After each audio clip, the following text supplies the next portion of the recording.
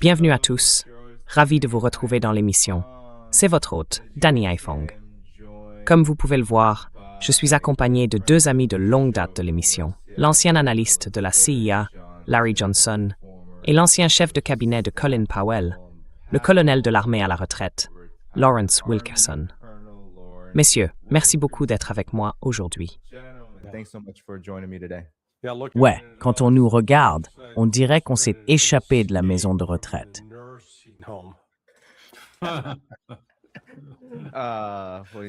Toujours l'esprit jeune, quand même. Regarde ces vieux types qui courent partout. Moi aussi, je ressens un peu ça. Ouais, mais le bon colonel de Larry est bien mieux conservé. Ouais, c'est clair.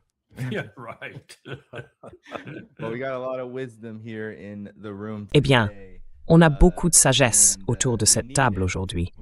Et on en a besoin. Vraiment besoin. Parce qu'il faut qu'on comprenne ce qui vient de se passer ces dernières heures. Quand je me suis réveillé ce matin, peut-être qu'on peut commencer avec toi, Larry, j'ai reçu des informations venant des médias iraniens. Ils disaient que l'Iran avait frappé, ou du moins tiré sur, un patrouilleur de la marine américaine qui aurait violé les règles de navigation du détroit d'Ormuz, le nouveau dispositif que l'Iran vient de mettre en place.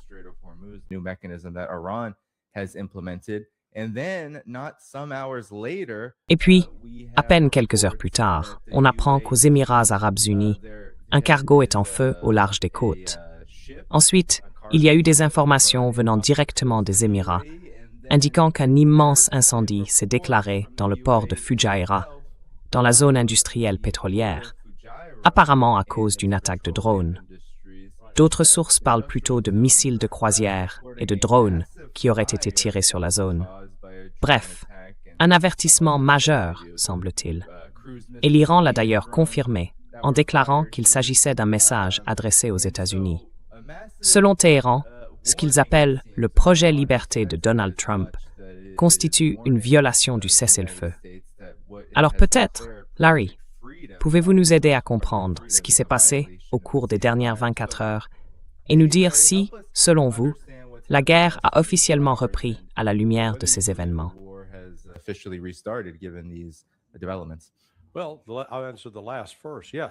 Bon, je vais répondre à la dernière question d'abord. Oui, c'est reparti. En fait, tout ça, c'est une manœuvre de Trump. Alors, vendredi, c'était la fin des 60 jours prévus par la loi sur les pouvoirs de guerre. À ce moment-là, le Congrès devait voter pour autoriser la poursuite de la guerre ou dire « OK, on ramène les gars à la maison », avec 30 jours pour le faire. Mais Trump a devancé tout ça en déclarant « Hey, la guerre est finie, on a gagné ». Donc, opération Fureur épique. C'était épique, on a terminé, on n'est plus furieux. Et 36 heures plus tard, hop, une nouvelle opération démarre. Elle s'appelle Opération Projet Liberté. Cette fois, l'objectif, c'est d'assurer la liberté de navigation dans le Golfe Persique. Non, soi-disant une opération totalement nouvelle. C'est une mascarade. Ce n'est même pas une façon intelligente d'essayer de contourner la loi sur les pouvoirs de guerre.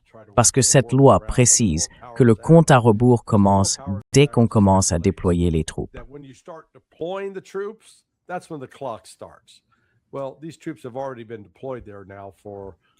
Eh bien, ces troupes sont déjà déployées là-bas depuis 64 jours. 65 en fait. Je me corrige. Donc c'est Trump qui joue à un petit jeu. Les Iraniens, eux, ont révisé leur plan en 10 points pour en faire un plan en 14 points. Et ce nouveau plan est plus dur. Il raccourcit aussi le délai donné aux États-Unis pour y adhérer. Il précise qu'ils ne parleront d'aucun sujet lié au nucléaire ou à l'enrichissement tant qu'il n'y aura pas un véritable accord de paix signé. En fait, ils se réservent le droit de faire à peu près ce qu'ils veulent, conformément à leur droit de signataire du traité de non-prolifération et à leur ouverture à recevoir les inspecteurs de l'AIA. Donc vous voyez, l'idée de Trump d'envoyer des navires de la marine américaine dans le détroit d'Ormuz pour, je cite, l'ouvrir.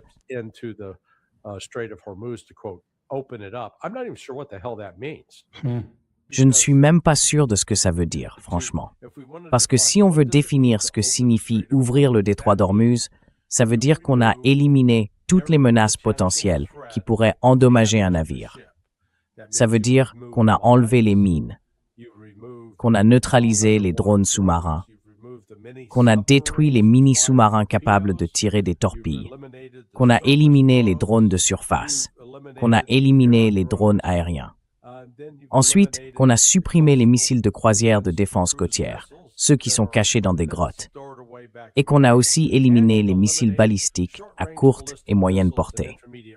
Eh bien, pour eux, clair, la seule façon de faire tout ça, ce serait de déployer une force terrestre majeure, en plus d'une force navale importante. Et ça se traduirait forcément par de lourdes pertes.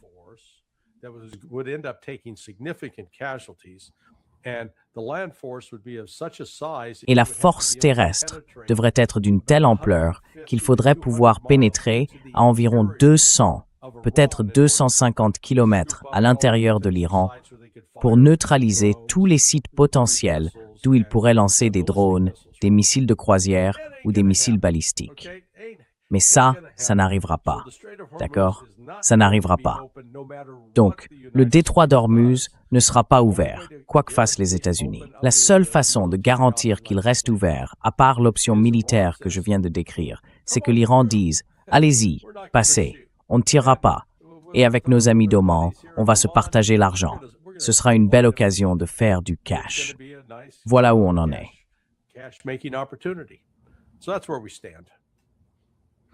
Oui, colonel Wilkerson. Quelle est votre réaction face à ces événements? Eh bien, j'ai eu quelques informations, je ne sais pas vraiment à quel point elles sont fiables, mais elles me paraissent cohérentes, alors je leur accorde un peu de crédibilité. J.D. Vance a exprimé une opinion très sensée d'ailleurs. Pourquoi faisons-nous ça?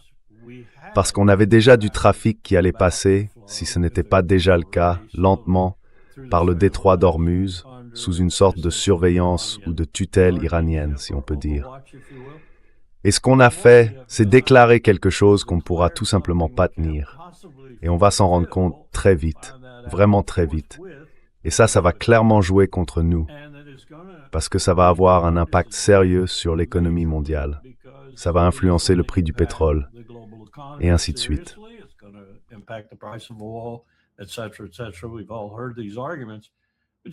On a tous entendu ces arguments. J.D. Vance a raison. Il y avait une situation, et cette situation aurait pu déboucher sur de vraies discussions, au lieu de ces trucs absurdes que les États-Unis ont fait jusqu'ici. Des choses absurdes, vraiment. On aurait pu en faire quelque chose de sérieux. Mais à la place, on a prétendu qu'on allait faire quelque chose qu'on ne peut pas faire. Et ça a poussé les Iraniens à faire eux quelque chose qu'ils peuvent effectivement faire, c'est-à-dire bloquer le trafic dans le détroit, ce qui n'a absolument aucun sens. Alors vous voyez pourquoi je dis que je pense que J.D. Vance a probablement dit quelque chose comme ça.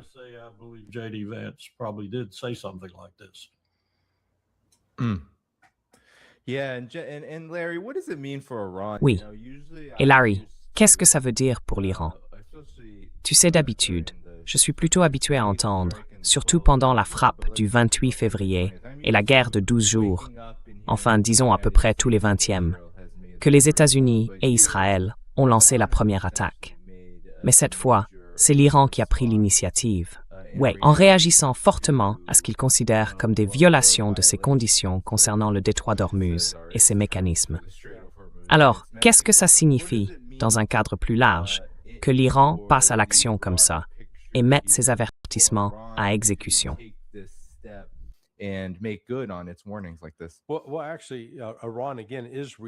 En fait, l'Iran réagit encore une fois à ce que les États-Unis ont fait.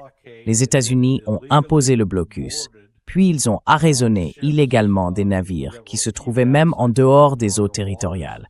Ils étaient en eau internationale. Les États-Unis n'avaient aucune autorité, aucun droit légal pour faire ça. Donc, les États-Unis, comme Trump lui-même l'a reconnu, ont commis un acte de piraterie. Et maintenant, l'Iran riposte en lançant un défi aux États-Unis. Si vous voulez continuer et intensifier la riposte, nous sommes prêts. Ils sont prêts à monter d'un cran dans l'escalade. Et comme le colonel Wilkerson l'a justement fait remarquer, celui qui détient les cartes, ici, c'est l'Iran. Trump aime faire semblant que c'est lui qui les a toutes en main. Trump likes to pretend that he holds all the cards. There has been some genuine. Il y a eu pas mal d'illusions, vraiment, et je pense que ça vient d'Israël. L'idée selon laquelle la CIA transmettrait des renseignements obtenus par liaison. Vous savez, la CIA n'a pas de bonnes sources à l'intérieur de l'Iran. Alors Israël a dit, nous on a d'excellentes sources, on sait exactement ce qui se passe en Iran. Mais la réalité, c'est qu'on raconte qu'il y aurait un grand désordre au sein de la direction, que les dirigeants ne seraient pas d'accord entre eux, qu'ils ne sauraient même plus qui commande. Eh bien, c'est faux. Et je dis que c'est faux parce que quand on regarde les faits, ça ne tient pas. Prenez Raisi, par exemple. Si on remonte à la période de 1980 à 1988, pendant la guerre entre l'Irak et l'Iran, Raisi, l'actuel président, était infirmier, affecté aux gardiens de la Révolution. Arakchi, le ministre des Affaires étrangères, vient aussi des gardiens de la Révolution. Kalibaf, le président du Parlement, pareil, gardien de la Révolution.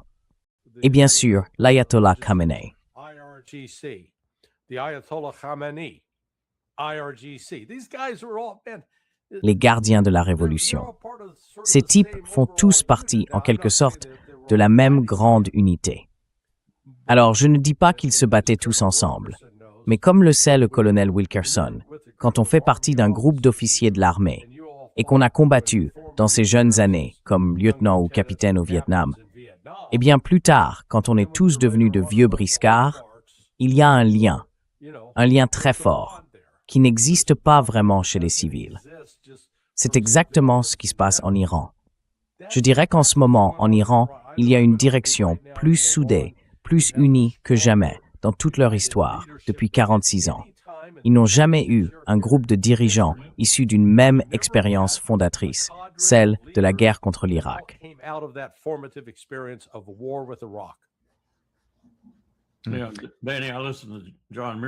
Oui, Benny, j'ai écouté John Mearsheimer plus tôt ce matin, et je pense qu'il avait tout à fait raison par rapport à ce que Larry vient de dire. Je crois que la question lui avait été posée par un journaliste australien. Bon, le Wall Street Journal dit ceci. Le PIB s'est effondré, l'inflation est hors de contrôle, il n'y a plus d'argent, plus aucun moyen d'acheter ce qu'il faut pour survivre, et ainsi de suite en Iran. Et le FDD, le groupe de réflexion israélien qui a, d'une certaine manière, pris la relève de l'AIPAC, relayait ce message. Et John a simplement dit, et je pense qu'il a raison sur ce point, que tout ça ne veut rien dire pour les Iraniens.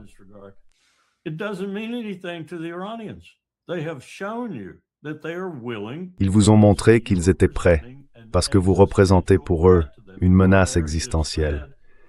Et ce que Larry vient de dire, c'est la façon dont cette menace est perçue par des gens comme Arakchi, Pezeshkian et d'autres en Iran, qui ont déjà vécu ce genre de situation. Vous savez, la guerre la plus sanglante de la région depuis un siècle, pour les Iraniens, c'était la guerre Iran-Irak. Et ce qu'ils vivent aujourd'hui, c'est encore plus existentiel, encore plus direct. Et cela après plus de 40 ans où nous avons agi de cette manière de façon périodique et où Israël le fait quasiment en permanence. Alors non, vous ne briserez pas la résilience de ces gens-là.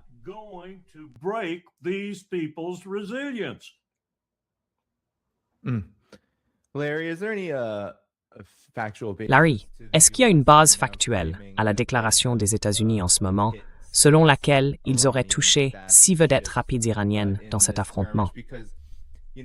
Parce que tu sais, très souvent, on a le CENTCOM qui annonce des choses avec très peu de preuves à l'appui. Et puis souvent le CENTCOM, surtout sur X, affirme que tout ce que dit l'Iran est faux. Alors quelle est la vérité ici à propos de cette évolution? Parce que ça ressemble quand même à une tentative des États-Unis de vouloir paraître fort face à cette riposte.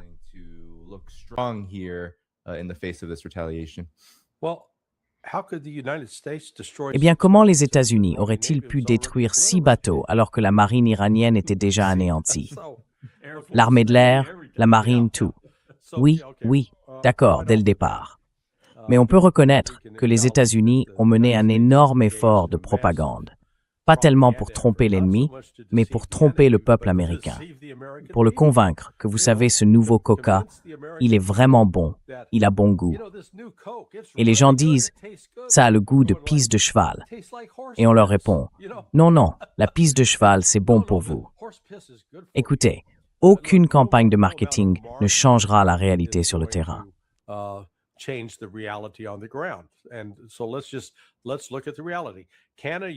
Alors regardons la réalité. Est-ce qu'un navire de guerre américain, un destroyer ou un croiseur peut traverser le détroit d'Ormuz sans la moindre difficulté? Moi, je dis non. Voyons si c'est vraiment possible. Le Pentagone et le CENTCOM mentent régulièrement depuis le début de cette aventure, qui dure depuis 65 jours. On nous a dit qu'aucun drone ni missile n'avait touché l'Abraham Lincoln. Eh bien, ce n'était pas vrai. Cet incendie de 30 heures à bord du Gerald R. Ford, soi-disant à cause de peluches de lessive. Oui, bien sûr, très crédible. Et puis l'incendie sur ce destroyer, celui qui a mis hors service tout son système de navigation. Toute cette histoire, franchement.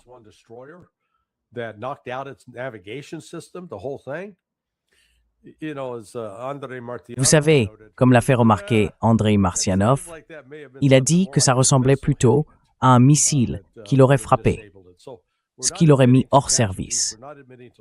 Donc on n'admet pas de pertes humaines, on n'admet pas de pertes matérielles, et on fait un peu comme au début de l'opération militaire spéciale de la Russie, quand on parlait du fantôme de Kiev, ce pilote de chasse incroyable de l'armée de l'air ukrainienne qui aurait abattu 6 avions russes. Et puis on a découvert qu'il venait en fait d'un jeu vidéo. Et je pense qu'on voit ici le même genre d'effet, une sorte de débordement du monde des jeux vidéo qui exagère ce qui s'est réellement passé. On saura dans les prochains jours s'il rouvre le détroit. Et là, on verra bien, non. Les États-Unis n'ont pas la capacité de rouvrir le détroit.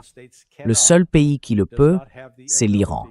Et ce sera à l'Iran de décider qui peut passer et qui ne peut pas.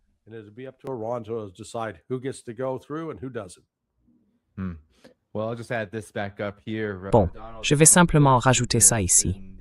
Donald Trump a publié ce message il y a environ 12 heures sur son réseau Truth Social. En gros, il dit que les États-Unis sont entièrement opérationnels, à 100%, tandis que l'Iran aurait été complètement détruit. Et cela, malgré toute l'activité qui a eu lieu dans ce que le CENTCOM appelle le Golfe arabique. Mais, Colonel Wilkerson, pour vous, quelle est votre réaction? Eh bien, ça a toujours été un grand sujet de débat, même au sein des cercles militaires. Ça remonte à 1984, quand j'ai découvert la région pour la première fois, au commandement américain du Pacifique. Enfin, quel que soit le nom qu'il lui donne aujourd'hui, INSCOM, commandement pacifique de l'océan Indien, ou peu importe.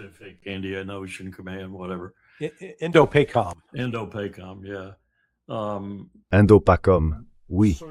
Certaines personnes, même au sein de l'armée américaine, et je ne les appellerai pas des arabisants, il y en avait quelques-uns, voulaient l'appeler le Golfe arabique, parce que c'est comme ça que l'Arabie saoudite voulait qu'on le nomme. Et après tout, c'était notre allié. D'autres disaient non. Historiquement, c'est le Golfe Persique. Ce sera le Golfe Persique. Eh bien voilà, c'est les gens de l'autre côté du Golfe. Des gens terribles.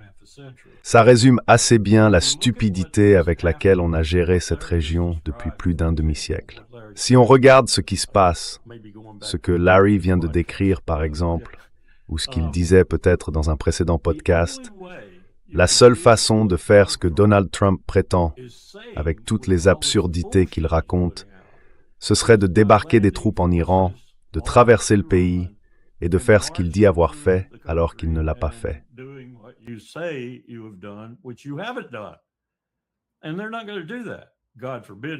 Et ils ne vont pas faire ça. Dieu nous en garde s'ils le font, parce qu'il y aura beaucoup d'Américains morts. Quelques Iraniens aussi, mais surtout beaucoup d'Américains. Alors tout ce jeu de posture, tous ces débuts, ces arrêts, ces reprises, la résolution sur les pouvoirs de guerre en fait partie, oui, mais c'est aussi parce que Danny ne sait pas quoi faire. Il n'a pas la moindre idée. Et l'autre chose qui est ressortie de la source fiable à propos de l'intervention de J.D. Vance, c'est exactement ça. Vance ne l'a pas dit directement au président, mais l'implication dans cette réunion, c'était « Tu veux sortir, on sait que tu veux sortir, mais on ne sait pas comment te faire sortir. »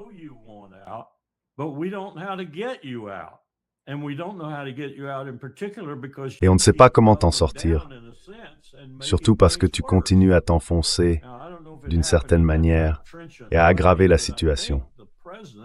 Alors, je ne sais pas si ça s'est passé de façon aussi tranchée, mais je pense que le président devient un peu désespéré parce qu'il ne trouve pas comment se sortir de là. Plus il devient désespéré, plus il sort ce genre de choses. Mais au fond, il ne sait pas comment se dépêtrer du bourbier dans lequel il s'est laissé entraîner par Bibi Netanyahou. Et en même temps, quand on dit ça, il faut aussi regarder ce que Bibi continue de faire, pas seulement en Cisjordanie, pas seulement à Gaza, mais aussi au Liban, au point qu'aujourd'hui, Haaretz publie des titres carrément racistes. N'importe quoi.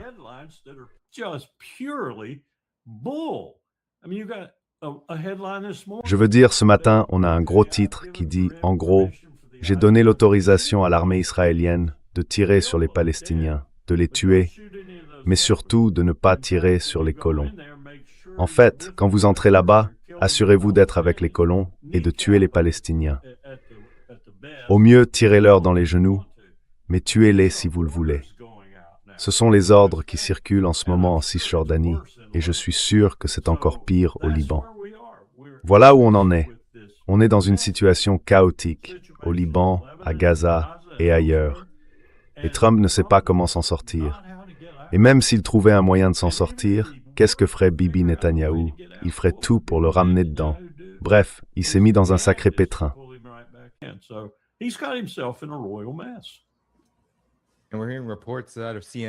Et d'après ce que rapporte CNN, Larry, cette situation déjà chaotique pourrait encore s'aggraver. Les États-Unis et Israël prépareraient, semble-t-il, des frappes contre l'Iran dans les 24 prochaines heures. Enfin, c'est ce que CNN tiendrait de sources émiraties, si je ne me trompe pas.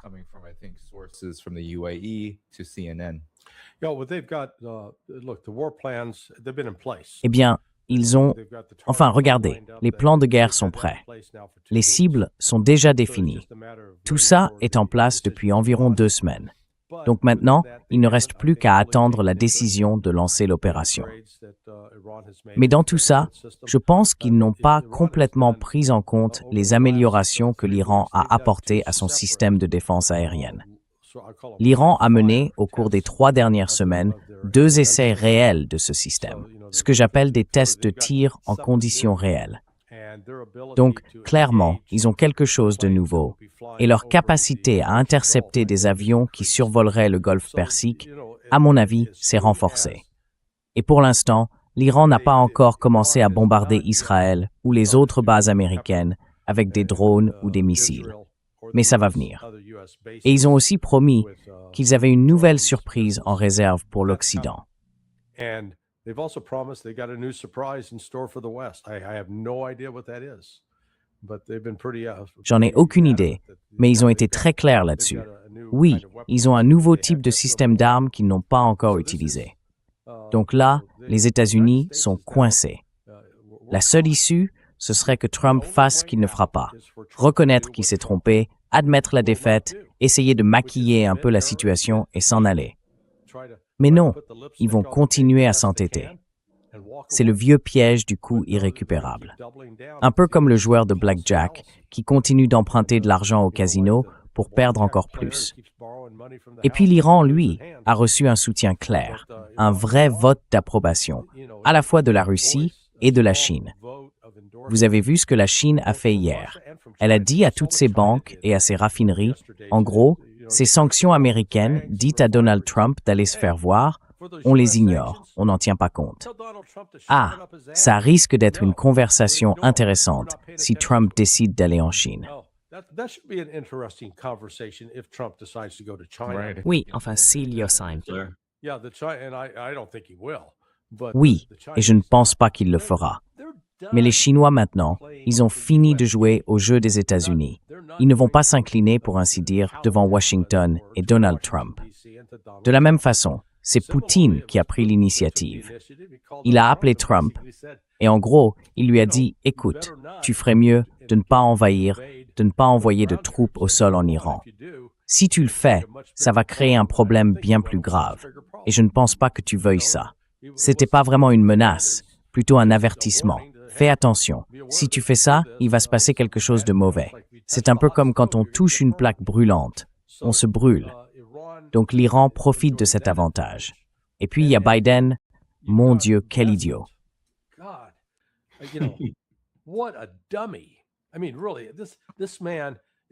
Franchement, cet homme est censé être ce grand intellectuel qui dirige notre économie. Mais ce type est un idiot. Il s'enferme dans ses propres fantasmes, du genre « On a écrasé l'économie iranienne. Ils n'ont plus d'options. » Sérieusement? Ils ont 6 voies de trafic qui arrivent du Pakistan, d'accord? Ils ont gagné plus d'argent ces 2 derniers mois avec cette guerre que pendant toute l'année précédente. Alors, arrêtez avec ces absurdités selon lesquelles il aurait isolé l'Iran. Ce n'est pas vrai. Mais il a réussi à convaincre Trump qu'avec juste un petit effort de plus, ils allaient y arriver. Voilà pourquoi Trump est piégé. Il n'a personne, à part J.D. Vance, qui soit prêt à lui dire la vérité.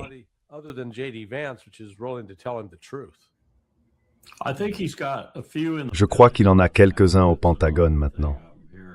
C'est une autre chose que j'entends un peu plus clairement cette fois. Ils disent c'est idiot. C'est vraiment idiot. Il faut trouver un moyen de sortir de cette situation. On doit trouver un moyen d'en sortir.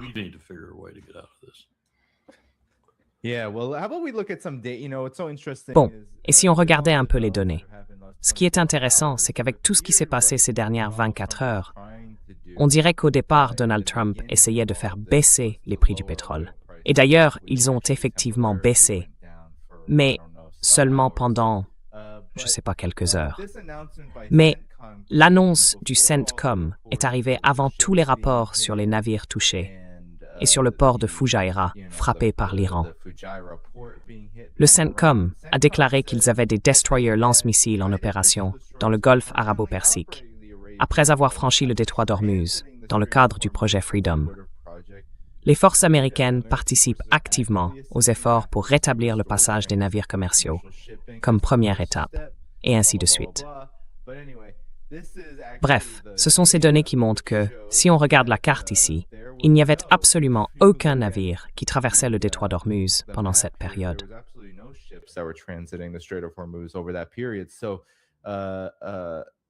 Alors, peut-être qu'il y a vraiment eu des mensonges en fait. Mais tu sais, Larry, j'aimerais avoir ta réaction à tout ça. Parce que si les États-Unis passent à l'action, et qu'Israël lance aussi des frappes, et que tu viennes dire qu'il y a des surprises du côté de l'Iran, qu'ils ont encore beaucoup de ressources pour continuer à se battre, la situation économique, elle, est vraiment mauvaise en ce moment. Je veux dire, les chiffres sont mauvais partout. Le prix de l'essence, le prix de tout, en fait.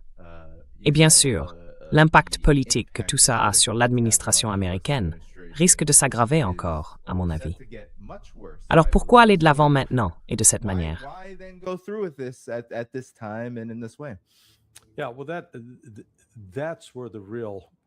Oui, eh bien, c'est là que se trouve l'échec réel de l'administration Trump. Ils ne prennent pas en compte l'effondrement économique massif qui va bientôt frapper votre région. Oui, on ne parle pas seulement d'un ralentissement. On parle d'une perte de 20% de l'approvisionnement mondial en pétrole au cours des 60 derniers jours. C'est parti, et ça n'a pas été remplacé. Donc il faut le soustraire. Soustrayez aussi l'urée utilisée pour les engrais, environ 35%. Là encore, ce n'est pas remplaçable. Le gaz naturel liquéfié, 25%, pas remplaçable. La perte d'hélium, pas remplaçable. Même chose pour l'acide sulfurique, pas remplaçable.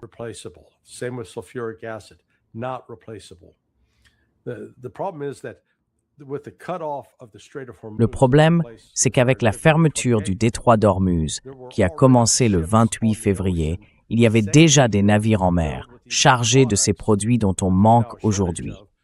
Donc tout le monde n'a pas été touché immédiatement. Et comme je l'ai déjà expliqué, si on prend l'image du tsunami, vous êtes assis sur la plage, tranquille, et tout à coup, l'eau commence à se retirer vers le large, découvrant une immense étendue de sable. Vous vous dites, tiens, c'est plutôt joli. Eh bien, c'est le signe qu'il faut fuir, d'accord?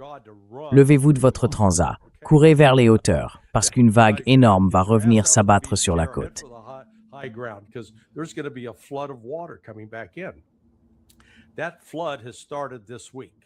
Cette flambée a commencé cette semaine. Ça revient, et on le voit bien là où je suis. L'essence a augmenté de 50 centimes en 5 jours, et ça continue de monter chaque jour.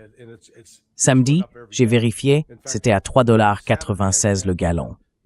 Et hier, en passant devant la station, j'ai vu un employé à genoux en train de changer le panneau. Maintenant, c'est 3,98 $, juste 2 centimes de plus.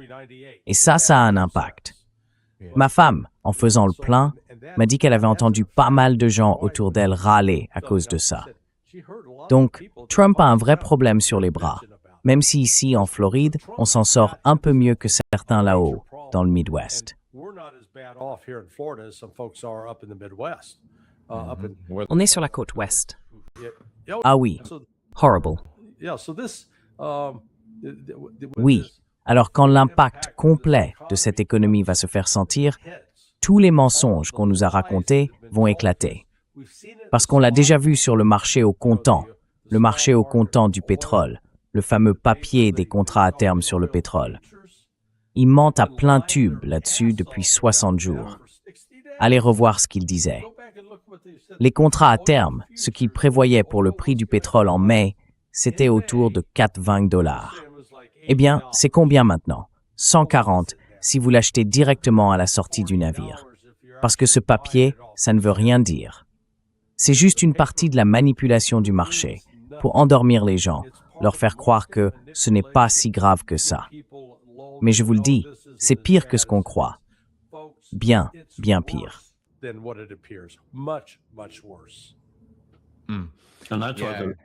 Et c'est exactement ça, le Wall Street Journal. Ils font tout leur possible pour détourner l'attention et essayer de convaincre les gens que ça n'arrive pas. Désolé, mais les gens vont bientôt vous dire que si ça arrive.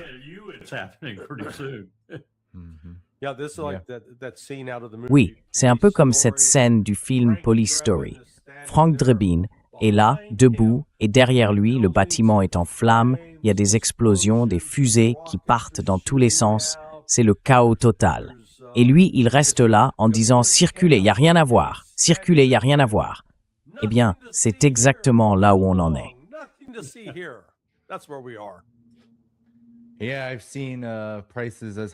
Oui, j'ai vu des prix de l'essence très élevés en Californie, dans le nord comme dans le sud, qui montaient jusqu'à 6,60 $ le gallon. Ici à New York, j'ai pris des photos 2 jours de suite d'une station-service près de chez moi. Le prix est passé de 4,23 $ à 4,45 $ le lendemain. On voit donc des hausses énormes, jour après jour. Et Larry, je te crois tout à fait quand tu dis qu'il y a beaucoup de gens très en colère à ce sujet. Des gens qu'on n'entend pas forcément. Mais colonel Wilkerson, j'aimerais vous demander, pourquoi cette précipitation en ce moment, du côté des États-Unis et d'Israël?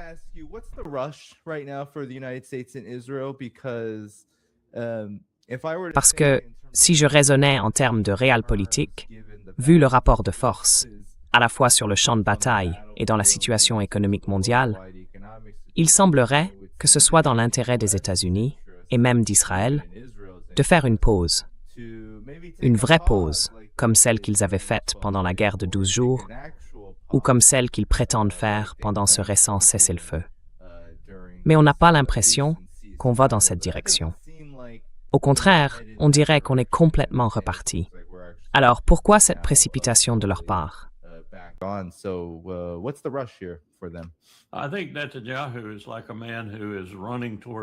Je pense que Netanyahou, c'est comme un homme qui court droit vers un précipice.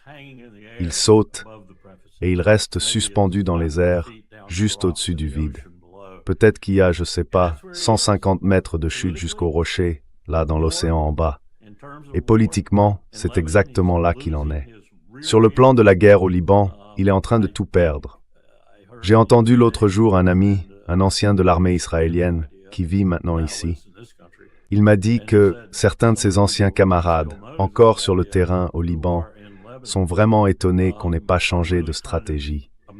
Parce qu'ils continuent à faire les mêmes choses, à utiliser leurs forces de la même manière, et chaque jour, ça empire. Ils n'avancent pas et ils perdent des hommes. Alors je lui ai demandé, mais combien de pertes exactement? Il m'a répondu, regarde les chiffres officiels et multiplie-les par 3.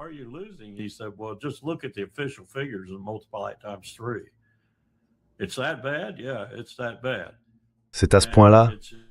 Oui, c'est à ce point-là. Et ça touche tout, le matériel, le personnel et surtout le moral. Ce qui se passe, évidemment, c'est que quand une armée reste en service de garnison aussi longtemps, plus de 20 ans, et qu'elle se retrouve soudain face à un vrai conflit, ça change tout. Beaucoup de ces soldats découvrent vraiment la guerre au Liban, parce qu'ils ont été rappelés dans la dernière vague et qu'ils n'ont pas eu d'expérience du combat réel depuis très longtemps, voire jamais. Du coup, le stress post-traumatique explose. Le taux de suicide aussi. Ils ont même arrêté de communiquer les chiffres réels au quartier général de Tzahal. Avant, ils donnaient des données assez précises sur la situation et sur la façon dont tout ça affaiblissait leur capacité à mener la guerre.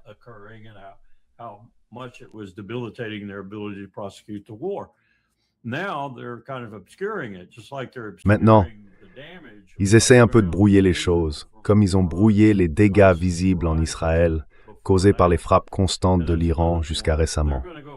Et c'est un autre point important. L'Iran va très vite reprendre ses attaques si Israël ne change rien. Il n'y a pas de cessez-le-feu au Liban. Aucun. Les Iraniens ont tout à fait raison là-dessus. Israël viole le cessez-le-feu à chaque foutue heure de chaque foutue journée. Donc, l'Iran va recommencer à les frapper s'ils ne font rien de différent au Liban. Et si tout ça repart, si en fait Israël et les États-Unis, déjà au bord du gouffre, se remettent à bombarder, alors l'Iran reprendra ce qu'il faisait avant, probablement multiplié par 3 ou 4.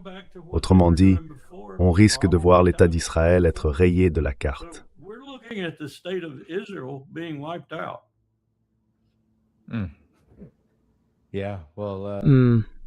Oui, eh bien Larry, peut-être que tu peux nous aider à comprendre à quoi ça ressemblerait, parce qu'on subit déjà les conséquences de ce qui s'est passé dans les hostilités auxquelles l'Iran a pris part, les représailles, dont beaucoup disent que l'impact, surtout dans le domaine de l'énergie, commence à peine à se faire sentir.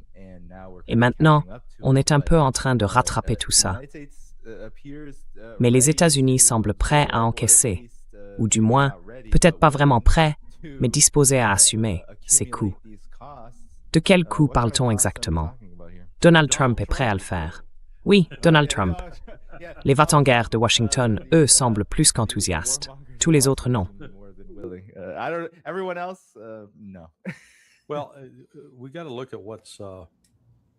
Eh bien, il faut regarder ce qui se passe avec la dette américaine sous Donald Trump. Quand il est entré en fonction, le 21 janvier 2025, la dette totale s'élevait à 37 000 milliards de dollars. Et dans les 11 ou 12 mois qui ont suivi, ce chiffre a augmenté d'un autre millier de milliards pour atteindre 38 000 milliards. Puis, au cours des 77 jours suivants, elle a encore grimpé d'un autre millier de milliards. Quand on perd des avions comme ce jour-là, lors du sauvetage du colonel qui se trouvait à l'arrière de ce F-15, les États-Unis ont perdu presque un demi-milliard de dollars en appareils, rien que ce jour-là.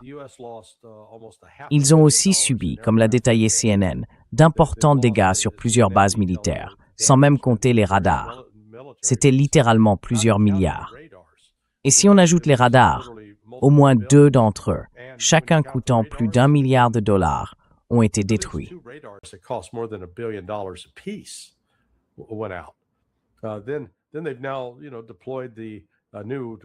Ils ont maintenant déployé le nouveau missile de croisière, ou plutôt un nouveau missile hypersonique, le seul missile hypersonique dans l'arsenal américain, qu'ils appellent le Dark Eagle. Il coûte environ 44 millions de dollars pièce. Et ce qui est remarquable avec le Dark Eagle, c'est qu'il est 2 fois plus lent que le Kinzhal russe, tout en étant 8 fois plus cher. On commence à voir le schéma. On fait moins bien et on le fait plus cher. Ils ont réussi, je crois, à en produire une dizaine. Donc on en est déjà à un demi-milliard de plus. Un demi-milliard ici, un demi-milliard là. À la fin, ça finit par faire de vraies sommes. Et pour couronner le tout, les États-Unis, et c'est l'une des motivations dont parle, je pense, le colonel Wilkerson, chez certains officiers du Pentagone, eh bien, ils disent « Arrêtez de faire ça ».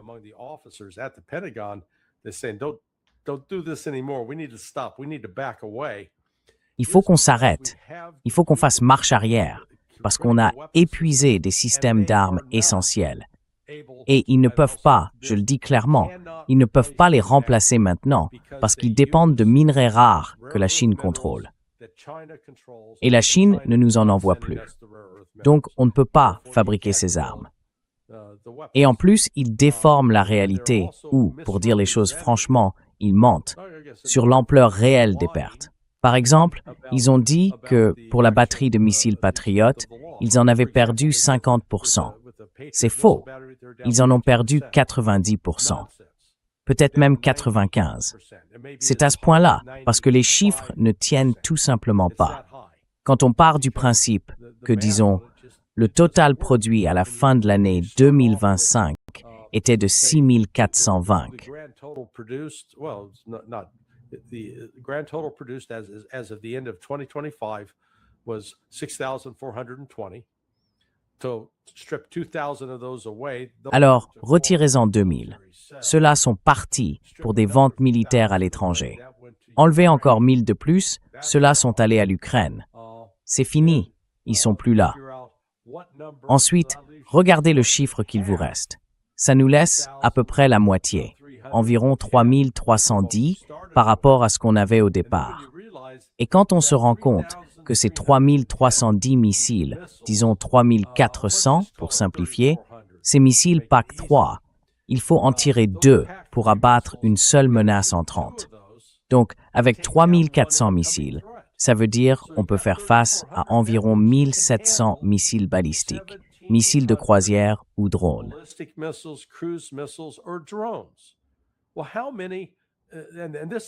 Alors, combien de missiles, et je parle de juin dernier, combien de missiles l'Iran a-t-il tiré pendant la guerre de 12 jours? On sait combien ils en ont tiré lors de la plus récente, 4000. Alors expliquez-moi comment, quand on a de quoi en abattre que 1700 et qu'ils en tirent 4000, eh bien devinez quoi, les chiffres ne collent pas, et c'est là qu'ils mentent. Et ce n'est pas une question de dire « Allez, on va juste pousser l'usine à en produire plus ». Ils n'ont pas ce qu'il faut pour les fabriquer. Bon sang, ce n'est pas compliqué, mais les mensonges à ce sujet n'en finissent pas.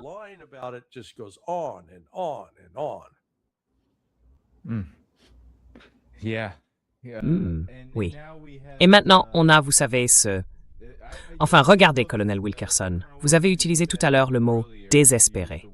Voici les dernières réflexions de Donald Trump sur Truth Social, littéralement, pendant qu'on parle. Il dit que l'Iran a tiré sur des nations sans lien direct à propos du mouvement des navires du projet Freedom, y compris un cargo sud-coréen. Peut-être, dit-il, qu'il est temps pour la Corée du Sud de rejoindre la mission. Nous avons abattu 7 petits bateaux, ou comme ils les appellent, des vedettes rapides. C'est tout ce qu'il leur reste. À part le navire sud-coréen, il n'y a, pour l'instant, aucun dégât dans le détroit. Le secrétaire à la guerre, Pete Hegseth, et le chef d'état-major des armées, Dan Kane, tiendront une conférence de presse demain matin. Merci de votre attention à ce sujet. Alors, qu'en pensez-vous? Franchement, ça donne une impression de désespoir. On dirait une tentative vraiment triste, à mon avis, d'essayer de calmer les choses, alors que les réseaux sociaux et bien sûr, les médias commencent à s'enflammer sur ce qui se passe ici.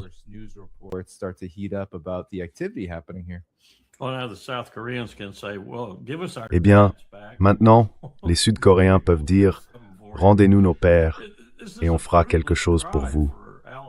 C'est un appel vain à l'aide des Alliés, dans une mission que tout le monde, je veux dire même les élèves d'école primaire dans la grande région de Séoul, savent être une guerre stupide, une guerre de choix, une guerre idiote, une guerre voulue par Bibi Netanyahou. Et d'ailleurs, Bibi n'a pas une très bonne réputation dans le monde en ce moment, même dans des endroits comme la Corée et ailleurs. Donc tout le monde le sait maintenant. C'est de notoriété publique. C'est ce qui se passe. L'idée qu'un allié viendrait nous aider dans ce qui est une guerre vaine et au fond complètement idiote dans cette région, c'est absurde. Alors il peut bien tweeter, faire pression en coulisses et tout le reste.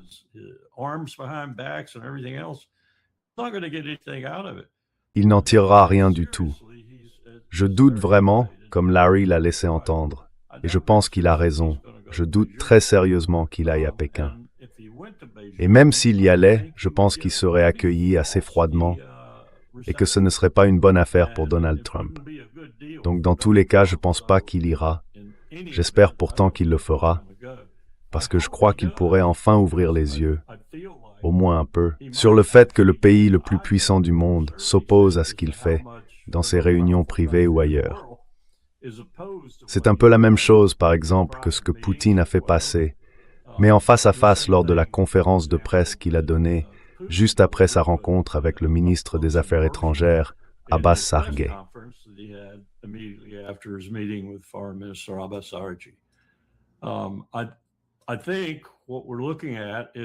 Je pense que ce qu'on voit, c'est une isolation totale des États-Unis et d'Israël. Ils sont seuls. Et si ça recommence, si ensemble ils décident de bombarder à nouveau des cibles et de relancer tout ça, cette isolation va devenir encore plus profonde. Ils vont se retrouver sur la scène internationale sans personne, absolument personne, qui se soucie de ce qu'ils font, ou alors avec des gens franchement opposés à leurs actions, et qui s'éloignent de plus en plus de Donald Trump et de ses absurdités, et du coup de plus en plus de l'Amérique aussi. Et ça, c'est pas bon pour nous en ce moment, parce que, comme Larry l'a dit, on se prépare sans doute à plonger non seulement dans une récession, mais dans une véritable dépression.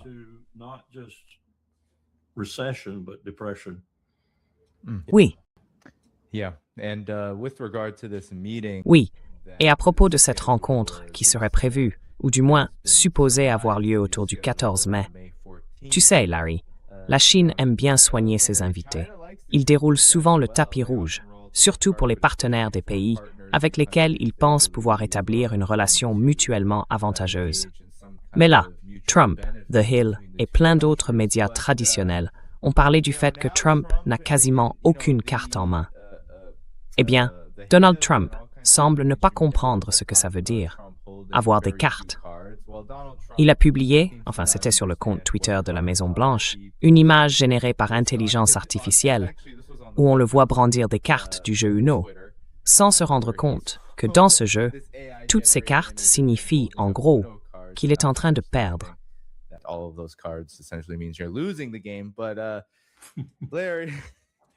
Mais ce sont des jokers, des cartes imprévisibles.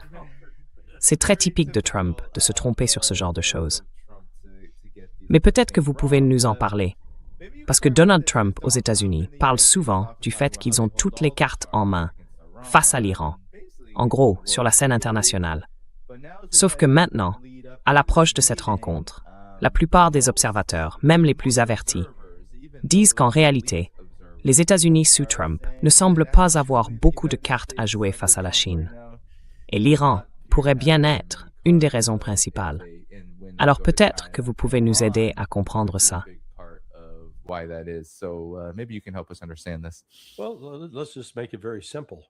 Bon, rendons les choses très simples. Qu'est-ce que les États-Unis fabriquent, produisent, manufacturent, dont la Chine a besoin? La réponse, c'est rien. Il y a des choses que la Chine veut, bien sûr. Par exemple, le soja, oui, ils en achètent un peu. Mais vous savez quoi? Le Brésil peut leur en fournir davantage, et peut-être à un meilleur prix. Même chose pour le blé, le maïs, certains produits agricoles. Mais encore une fois, ce n'est pas essentiel. Maintenant, inversez la question. Qu'est-ce que la Chine fabrique dont les États-Unis ont absolument besoin? Ah là, c'est une autre histoire. On commence par les terres rares. On commence par les aimants.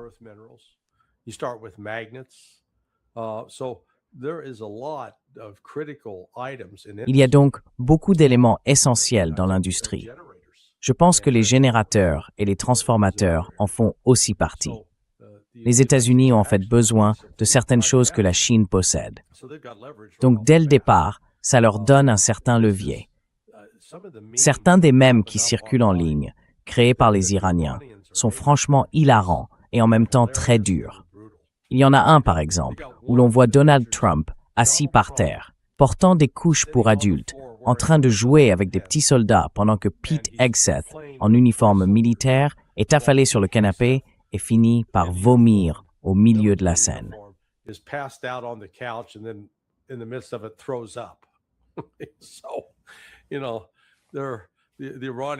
Vous savez, les Iraniens envoient clairement un message sur ce qu'ils pensent vraiment. Sans parler de toutes ces vidéos Lego qui apparaissent sans arrêt. Il y en a en version rap, en version rock'n'roll. Franchement, je suis bluffé par leur talent. C'est vraiment impressionnant. Ils ont carrément ouvert un nouveau secteur d'activité. Ils pourraient se louer aux Russes, aux Chinois ou même aux États-Unis. Je vous le garantis, aucun de ces trois grands pays ne fait quelque chose d'aussi créatif dans le domaine des opérations d'information. C'est du contenu puissant qui touche les jeunes et même les vieux grincheux comme moi.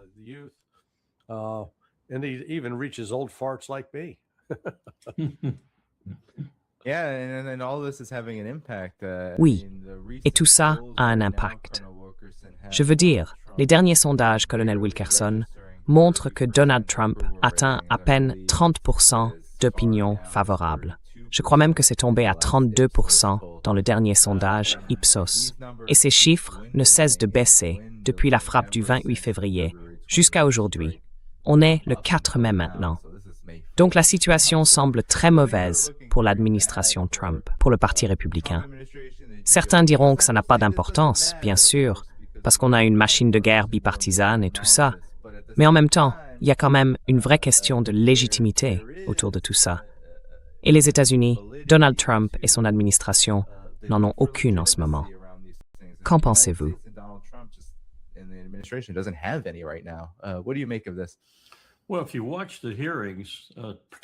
Eh bien, si vous avez regardé les auditions, surtout celle avec Hegseth, c'était un peu une mêlée entre républicains et démocrates. Les démocrates ont peut-être tapé un peu plus fort que les républicains, mais je n'ai rien vu qui montrait un vrai sentiment de confiance, ni du côté du Congrès, ni chez ceux qui posaient les questions. Rien qui donnait une impression positive, en tout cas. Donc que vous soyez républicain ou démocrate, si vous étiez républicain, vous cherchiez peut-être un peu de réconfort. Vous espériez une explication, une raison, une justification qui tienne la route, quelque chose comme ça. Et je ne pense pas que Hegseth ait vraiment apporté quoi que ce soit dans ce sens-là.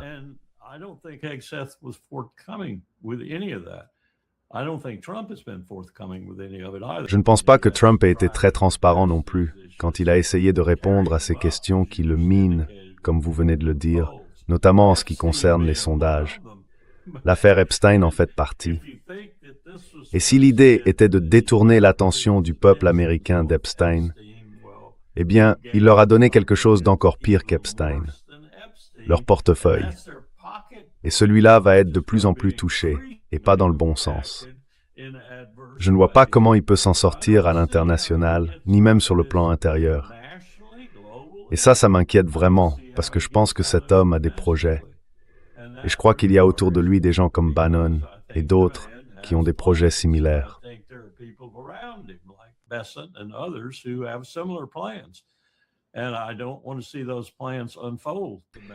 Et je ne veux pas voir ces plans se mettre en place chez nous, mais je crois qu'on arrive à un point où ça pourrait bien arriver. Qu'est-ce que je veux dire par là? Je veux simplement dire qu'on va assister à une vraie montée en puissance. On va voir apparaître une véritable garde prétorienne, façon chemise brune. On va voir des tentatives d'annuler les élections de mi-mandat. Et si elles ne peuvent pas être annulées, on va voir des manœuvres pour les tordre dans des directions qu'on n'imagine même pas encore. Je regarde ce qu'ils font avec le redécoupage électoral ici, dans mon propre État. Regardez ce qui vient de se passer en Virginie. Nous avons largement gagné dans le nord de la Virginie, mais seulement avec 51-52% à l'échelle de l'État. Et ça, combiné, comme disait Jim Webb, avec ces idiots qui vivent là-bas, dans le sud-ouest de la Virginie.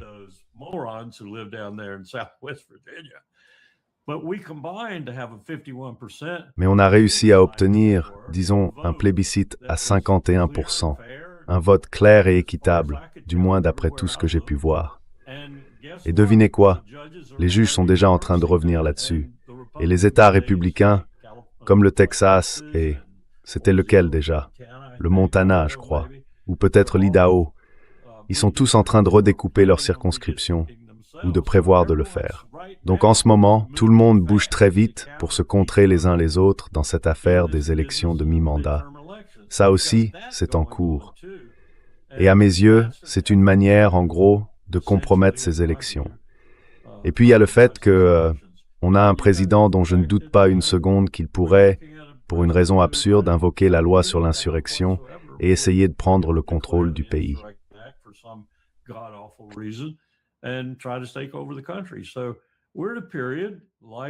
On est dans une période, un peu comme en 1850, 1851, et franchement, la situation paraît assez désespérée, aussi bien sur le plan intérieur qu'international. Et les deux s'alimentent mutuellement. L'un nourrit l'autre.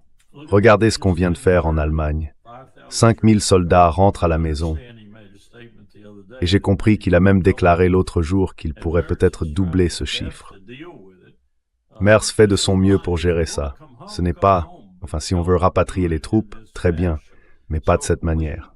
Donc Danny, en ce moment, on n'a pas une seule initiative, ni nationale, ni internationale, sur cette planète, qui ait le moindre sens par rapport à nos véritables intérêts.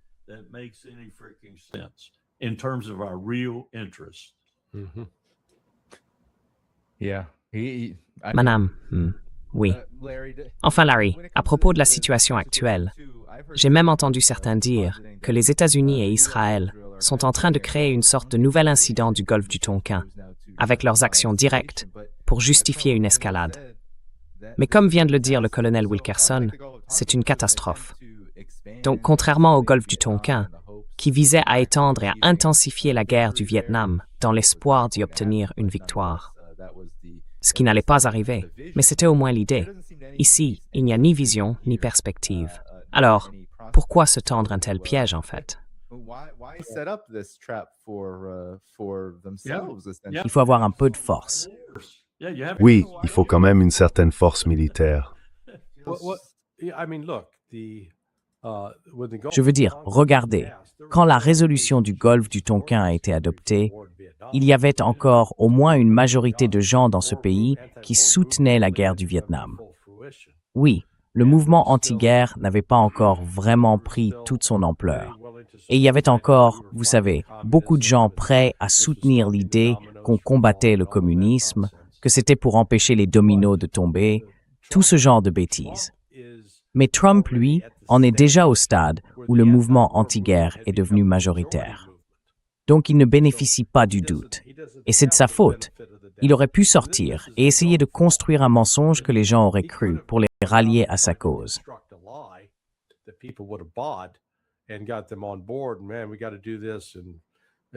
Écoute, il faut qu'on le fasse. Et tu sais, il aurait peut-être pu s'en tirer comme ça, mais non, il ne l'a pas fait. Il a écouté Bibi. Et du coup, Bibi l'a conduit tout droit dans une embuscade.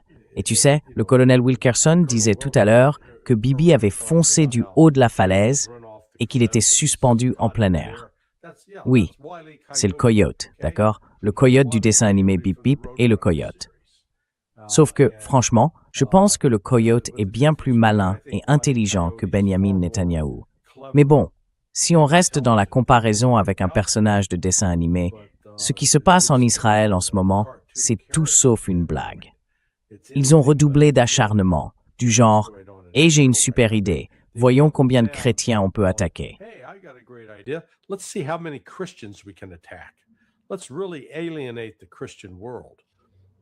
Ils sont en train de vraiment se mettre à dos le monde chrétien. Et ça, ici aux États-Unis, ça passe très mal. Ils ont attaqué une nonne. Un colon a agressé une nonne française l'autre jour, par derrière. Ils ont brûlé et détruit une église catholique au Liban. Ils ont profané des icônes et d'autres représentations de Jésus. Et ensuite, ils ont fermé l'église du Saint-Sépulcre. Israël est en train de se forger une réputation d'hostilité envers les chrétiens. Et ça commence à se faire sentir aux États-Unis. Leur image se dégrade. Il y a un candidat démocrate au Sénat, dans le Maine, un ancien militaire. On dirait qu'il va largement l'emporter. Et quand AIPAC vient le voir, il leur dit simplement « Allez-vous-en ». AIPAC shows up and he tells them get lost. Not interested in your money. So there's more and more. Je ne suis pas intéressé par ton argent. Et ça, on en voit de plus en plus. Thomas Massie, lui, il va gagner facilement dans le Kentucky. Et du côté des bonnes nouvelles, il y a Ben Shapiro et son groupe, The Daily Wire. Eh bien, ils sont en train de couler. Ils ont dû licencier la moitié de leur personnel. Leur audience s'est réduite à presque rien. Parce que les gens en ont marre d'entendre qu'il faut toujours mettre Israël en premier. Non, Israël peut faire la queue comme tous les autres pays. Si ça sert nos intérêts, très bien, on le fait. Mais si ce n'est pas le cas, qu'ils se débrouillent. Et c'est là qu'Israël, ils ne peuvent pas se maintenir sans que les États-Unis soient totalement engagés à assurer leur survie.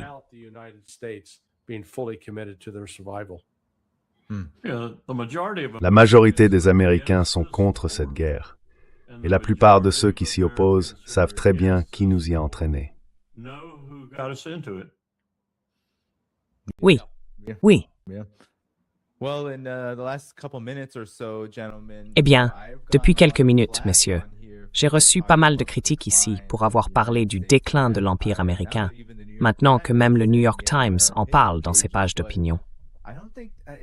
Mais je ne pense pas, enfin, vos derniers commentaires là-dessus, que la manière dont les États-Unis relancent cette guerre aux côtés d'Israël montre seulement de la panique. Ça montre aussi, à mon avis, une incapacité à avancer de façon cohérente avec les rares options qu'ils ont encore à disposition. Peut-être que vous pouvez nous dire, colonel Wilkerson, s'il y a là un signe d'un empire en déclin. Et ensuite, Larry, je vous laisserai le mot de la fin.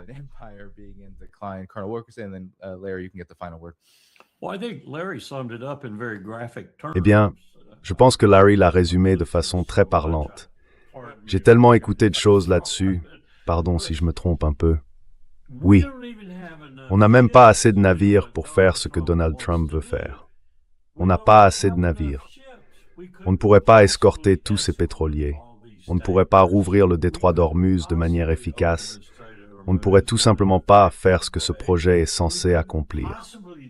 Et c'est bien ça le problème. C'est complètement idiot. C'est absurde. Alors, si on veut parler de l'Empire américain, je lis en ce moment un livre de Jim Carrey. C'est un livre formidable.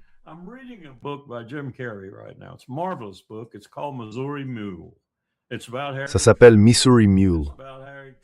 C'est à propos de Harry Truman. Ça raconte comment Truman a créé au Sénat une commission qui a permis d'économiser énormément d'argent public pendant la Seconde Guerre mondiale.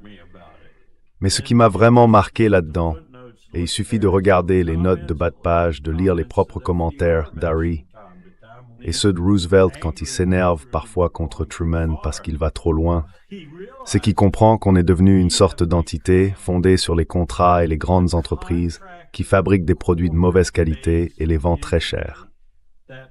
Et tout ça, ça commence ici.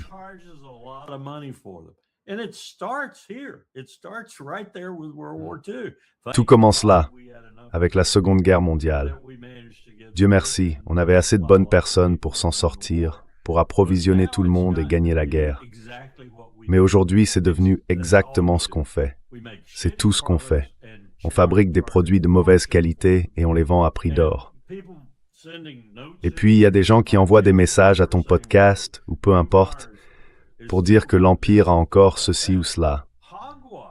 Des balivernes, quand on se compare aux pays qui, eux, avancent vraiment, de plus en plus, la Chine et la Russie, eh bien, on a un très très long chemin à parcourir pour réparer une économie en ruine.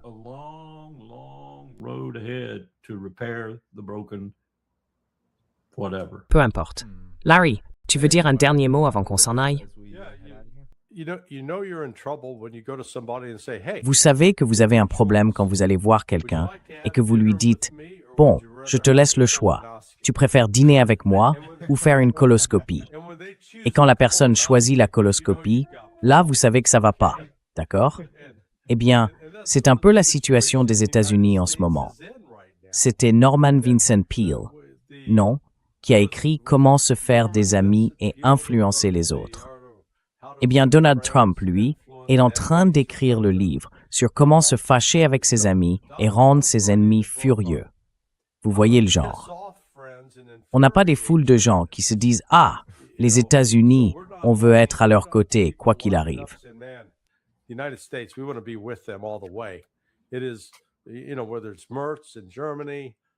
Que ce soit Merz en Allemagne, Starmer au Royaume-Uni, González en Espagne, Meloni en Italie, ça fait déjà une belle liste. Même le pape à Rome, vous voyez. Et puis la Chine, on le répétera jamais assez. La déclaration de Xi à l'époque était vraiment exceptionnelle. Il a dit clairement non, ne vous pliez pas à ces sanctions américaines, envoyez-les promener. Ça montre à quel point les Chinois sont agacés par tout ça. Et donc ils soutiennent pleinement l'Iran. Résultat, au lieu que les États-Unis s'imposent comme l'endroit où les gens veulent acheter et garder des dollars américains ou des bons du trésor américain, c'est tout l'inverse. Les gens les vendent à tour de bras.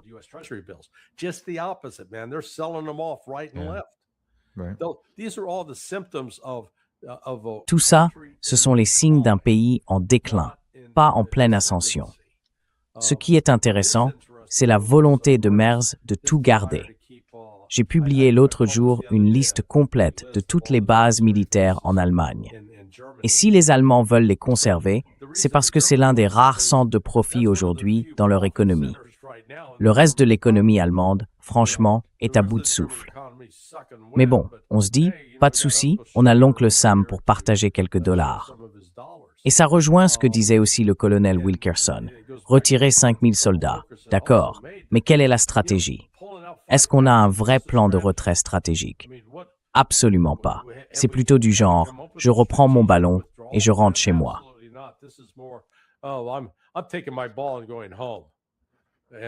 5000, ce n'est même pas une unité. Oui, Je veux dire, ce n'est même pas quelque chose qu'on pourrait considérer comme une unité. oui. C'est juste que, tu vois, j'y ai passé beaucoup de temps. Pas directement par la demande. Dès le départ, eh bien, j'étais à Stuttgart, à la fois à Patch Barracks et à Kelly Barracks. Un peu, vous voyez, je travaillais là-bas avec soit l'Africom, soit l'UCOM.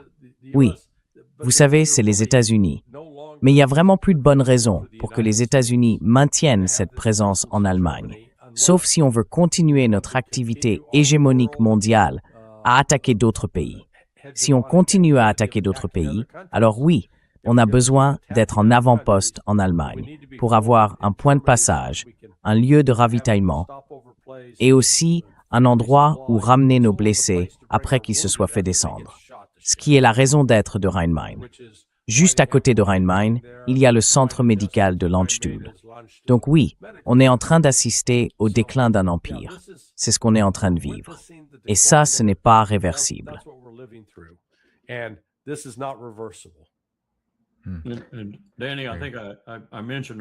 Danny, je crois que j'en ai déjà parlé tout à l'heure, à propos de la dernière directive de Xi Jinping, dans la lignée de Deng Xiaoping jusqu'à lui.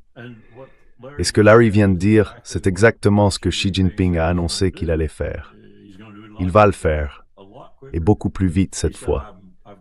Il a dit « J'ai tout ce qu'il me faut, le pouvoir d'État, la technologie, la culture, l'armée, la base industrielle, la construction navale.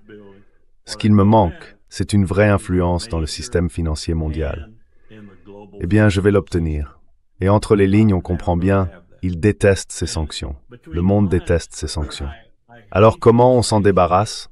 En retirant le pouvoir au dollar.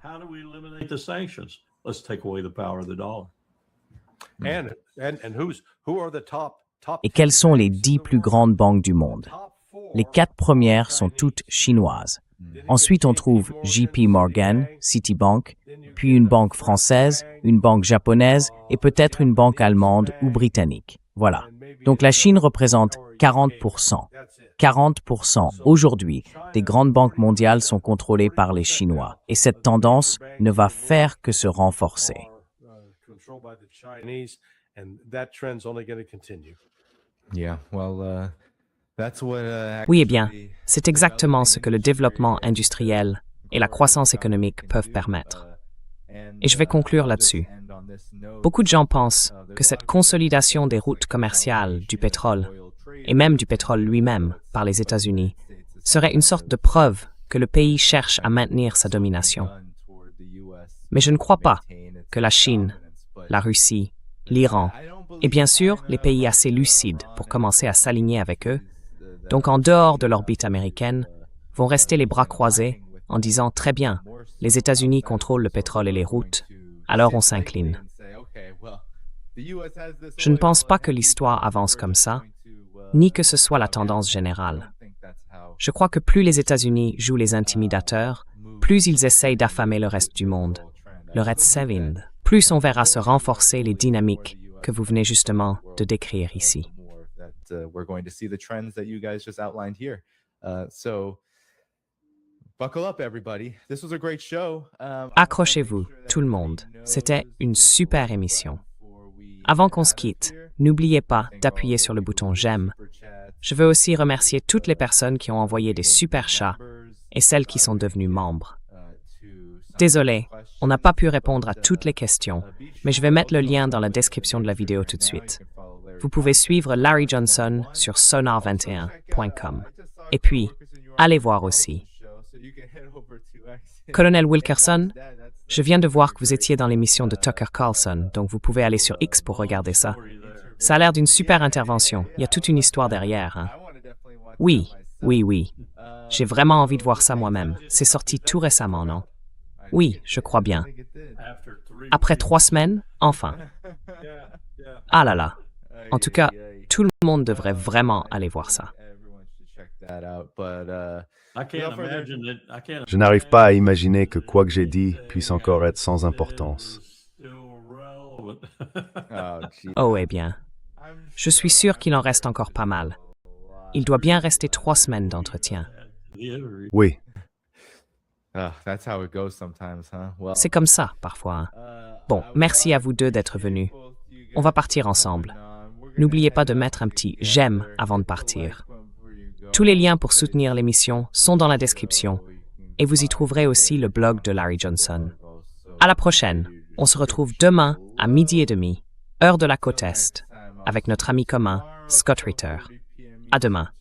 Salut. Friend Scott Ritter. See you then. Bye-bye.